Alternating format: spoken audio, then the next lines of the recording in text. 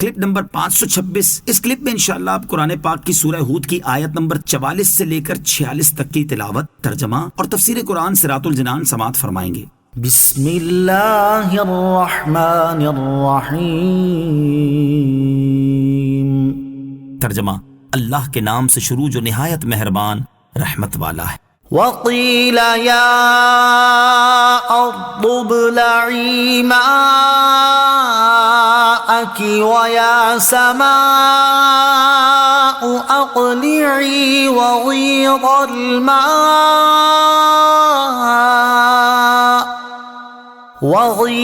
الماء وقضی الامر واستوت على الجودی وقیل بعدا للقوم الظالمین۔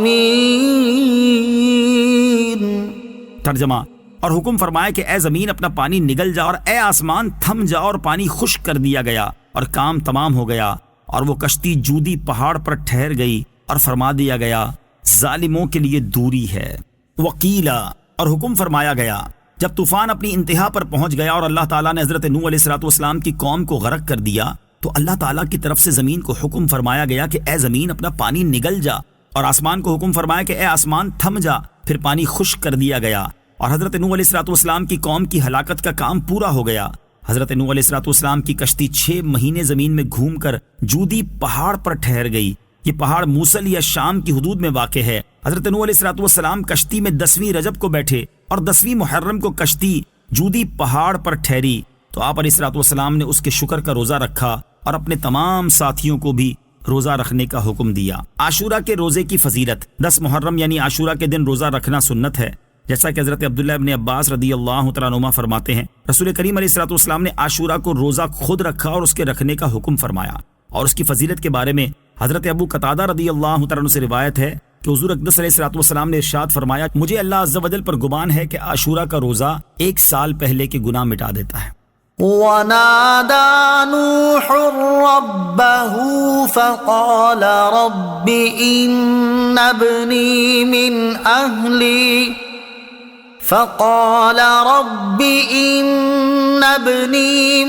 أَهْلِي وَإِنَّ وَعْدَكَ الْحَقُّ وَأَنْتَ أَحْكَمُ الْحَاكِمِينَ۔ ترجمہ، اور نوح نے اپنے رب کو پکارا تو عرض کی، اے میرے رب، میرا بیٹا بھی تو میرے گھر والوں میں سے ہے، اور بے شک تیرا وعدہ سچا ہے اور تو سب سے بڑا حاکم ہے۔ وَنَادَى نُوحٌ رَبَّهُ، اور نوح نے اپنے رب کو پکارا۔ جب حضرت نوح علیہ السلام اور ان کے بیٹے کنعان کے درمیان لہر حائل ہوئی تو آپ علیہ السلام نے اس کی نجات طلب کرتے ہوئے اللہ تعالیٰ سے دعا کی، اے میرے رب عز و جل، میرا بیٹا بھی تو میرے گھر والوں میں سے ہے، اور تو نے مجھ سے میری اور میرے گھر والوں کی نجات کا وعدہ فرمایا ہے۔ بے شک تیرا وعدہ سچا ہے اور اس وعدے کے پورا ہونے میں کوئی شک نہیں۔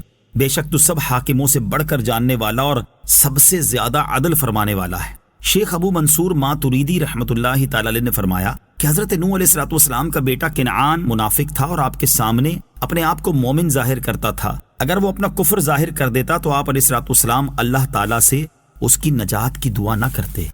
قال یا نوح انہ لیس من اہلک انہ عمل غیر صالح فلا تسألنی ما لیس لک به علم انی اعظک ان تکون من الجاہلین۔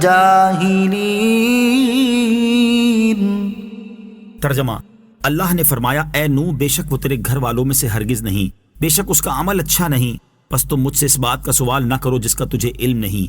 میں تجھے نصیحت فرماتا ہوں کہ تو ان لوگوں میں سے نہ ہو جو جانتے نہیں۔ انہو لیس من اہلک، بے شک وہ تیرے گھر والوں میں ہرگز نہیں تھا۔ اس سے مراد یہ ہے کہ وہ آپ علیہ السلام پر ایمان لانے والوں میں سے ہرگز نہ تھا، یا اس سے مراد یہ ہے کہ وہ آپ علیہ السلام کے ان گھر والوں میں سے نہ تھا جن کی آپ علیہ السلام کے ساتھ نجات کا اللہ تعالیٰ نے وعدہ فرمایا تھا۔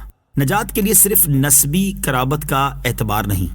اس آیت سے ثابت ہوا کہ نجات کے لیے صرف نسبی قرابت کا اعتبار نہیں بلکہ اس کے لیے ایمان شرط ہے۔ جیسے کنعان کو حضرت نوح علیہ السلام سے نسبی قرابت تو بدرجہ اولا حاصل تھی، لیکن چونکہ دینی قرابت یعنی ایمان حاصل نہ تھا، اس لیے اللہ تعالیٰ نے اس کی حضرت نوح علیہ السلام سے قرابت کی نفی فرما دی۔ انه عمل غیر صالح، بے شک اس کا عمل اچھا نہیں تھا۔ ایک قول یہ ہے کہ اس آیت میں حضرت نوح علیہ السلام کے سوال کے بارے میں کلام ہے۔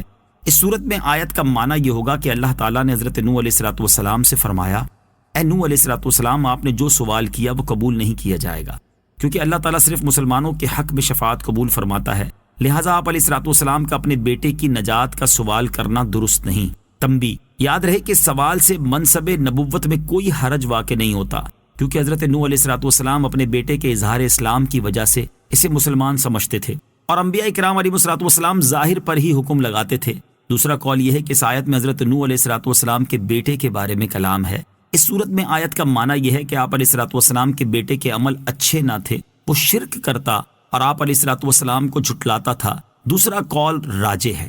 فلا تسألنی ما لیس لک به علم، پس تم مجھ سے اس بات کا سوال نہ کرو جس کا تجھے علم نہیں، یعنی جس بات کے درست یا غلط ہونے کا آپ کو علم نہیں، اس بات کا مجھ سے سوال نہ کرو۔ میں تجھے نصیحت فرماتا ہوں کہ تم ان لوگوں میں سے نہ ہونا جو نہیں جانتے۔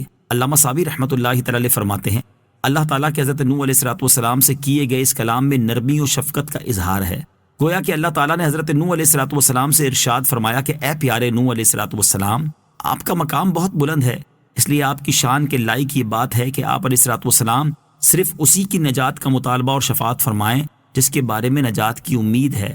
وہ لوگ جن کے بارے میں آپ نہیں جانتے کہ ان کے بارے میں شفاعت قبول کی جائے گی یا نہیں، تو ان کی نجات کے بارے میں آپ کا سوال کرنا آپ کے مقام و مرتبے کے لائق نہیں۔ صلو علی الحبیب صلی اللہ تعالی علی محمد صلی اللہ تعالی علیہ وسلم۔ مجھے اپنی اور ساری دنیا کی لوگوں کی اصلاح کی کوشش کرنی ہے انشاءاللہ عز و جل۔ Clip number 5